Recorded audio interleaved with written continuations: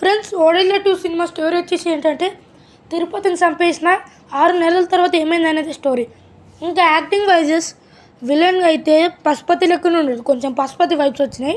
ఇంకా overall cinema గురించి చెప్పాలంటే యావరేజ్. ఇప్పుడు ఎందుకు ఇట్లా అంటున్నా చెప్తే అర్థం చేసుకోండి. తమన్నా వచ్చినప్పటి నుంచి ఇంటర్వ్యూ బాగానే ఉంది.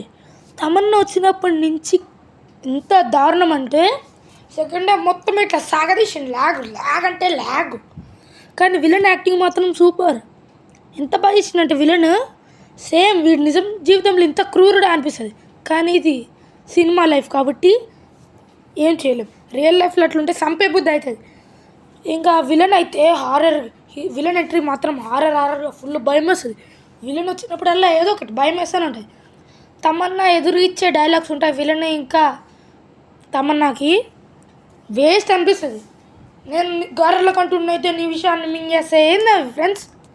ఎస్పెషల్లీ క్లైమాక్స్ మాత్రం ఇద్దరు ఎంట్రీ ఉంటుంది. ఆ ఇద్దరు ఎంట్రీ థియేటర్ దద్దరిల్లిపోద్ది. క్లైమాక్స్లో తమన్నా కూడా సూపర్ యాక్టింగ్ చేసింది. ఇంక ఈ సినిమా గురించి చెప్పాలంటే ఇది ఒక 1 టైం వాచబుల్ మూవీ. ఈ సినిమాని ఎందుకు చూడొచ్చు అంటే విలన్ యాక్టింగ్ కోసం ఇంకా వేరే వాళ్ళు యాక్టింగ్ చేసింది సూపర్. ఈ సినిమాని 1 టైం వాచబులే చూడొచ్చు అందుకే.